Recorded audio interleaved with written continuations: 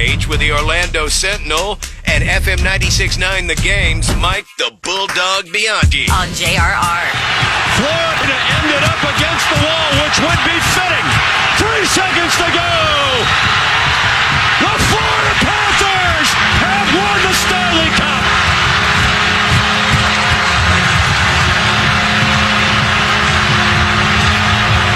Bulldog Sports Page brought to you by Kaufman and Lynn Injury Attorneys. 2-1 the final Game 7 from Sunrise, Bulldog.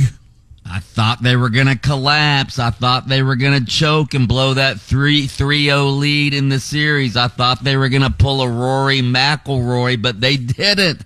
They won. They won their first Stanley Cup. My Florida Panthers rose up when they had to last night. Did you see Sergei Bobrovsky? He was stopping everything last night, getting all the criticism after those 3 losses in a row.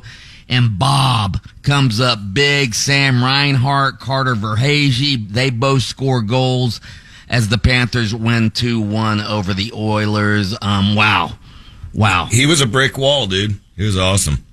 He was standing on his head between the pipes, Lynch. Standing on his head, Bob was. So, yeah. Our own Bob is vicariously enjoying the victory of his namesake. That's it. I did actually, dog, you'd be impressed. I stayed up and watched that whole game last night, even though I'm not like the hugest hockey fan. Good for you. Exciting game. He did attribute it to a case of the squirts, though.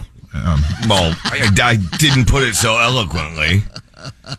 By the way, the state of Florida now has won 3 Stanley Cups in the last 5 years. Canada not won a cup in the last 31 years.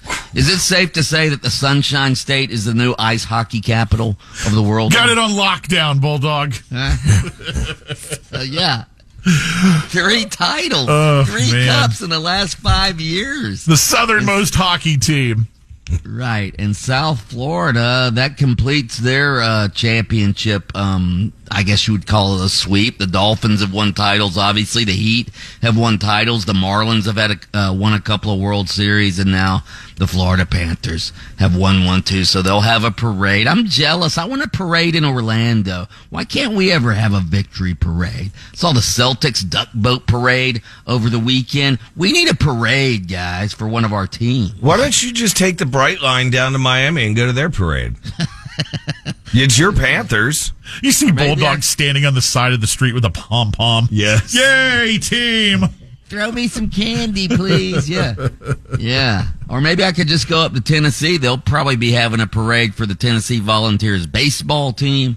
They won the national title last night, College World Series. First national title the Vols have ever won. They beat Texas A&M 6-5 in the deciding game of the College World Series. Tennessee lost the first game to Texas A&M. Then they came back, won the second game, and then they won last night. This Dylan Dreiling, I mean, the guy's gone deep 3 times in the series. 3 times in 3 games he hit home runs.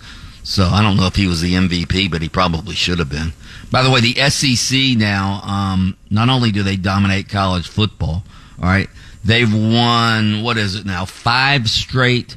They've won 5 straight national titles in baseball. 8 different teams have combined for 16 titles overall, and they've won 10 of the last 15 national titles in baseball. So, yeah. Is that dominant? You can't argue it. There's no argument. I mean, yeah. So anyway, J.J. Redick was introduced as the Los Angeles Lakers head coach yesterday. First thing he said was, "I've never coached in the NBA before." I don't know if you guys have heard that or not. That's what he told the media. So he was sort of joking about that, and JJ said he had no contact with LeBron throughout the process. Rob Pelinka, the GM, said LeBron really had no input, didn't want any input into who the head coach was going to be. You guys buying that? No. I love Redick. I've always loved him when he was a player, but I don't buy it, no.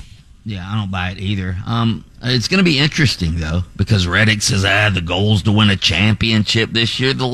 I talked to Stan Van Gundy last week, who's obviously one of the top analysts out there now. He said the Lakers roster isn't good enough to win a championship. He just says they're not very good, and they need to temper their expectations, and I don't know if they will because they're the Lakers. So, hey, is Stan going to be at the Mikey's this Friday? Stan's going to be out of town, so he won't be at the Mikey's. Oh, he keeps ducking you, Bulldog. We're going to be at the Mikey's, though, on Friday. Absolutely, and the public is invited. You can get tickets at 969thegame.com/Mike. He's going to be all sorts of sports personalities there. Coach Mose from the Magic, heard he's coming. Jonathan Isaac will be there. UCF stars will be there as well. We have a Gator star that may show up. We're still waiting for confirmation on that. So, going to be a lot of sports celebrities there, a lot of award winners, and of course, Lynch and Taco are going to hand out their Sports Idiotology Award. So, come on down to the Hilton Orlando Altamont and join us. Again, tickets 969thegame.com/Mikeys. What time's it start on Friday, Bulldog? 5 to 7 p.m. Actually, that's when the show is. We're going to do a show from out there 5 to 7, and then we'll be hanging out afterwards. So I think we have the room until 9. So if you guys want to come out and have some fun, eat some food, going to have a bar there as well. So it'll be a fun time. And if you didn't get his website, you could just text me at 22526. I'll give you the info. All right, sports page here on JRR, brought to you by Kaufman and Lind Injury Attorneys. That's right. Listen to Under Oath with attorney Jeff Coppin every Saturday morning, 7:30 on FM 96.9 The Game. You can catch extended versions of Under Oath by searching for Under Oath with Jeff Coppin on your favorite streaming platform. Oh, oh. Lynch and Taco on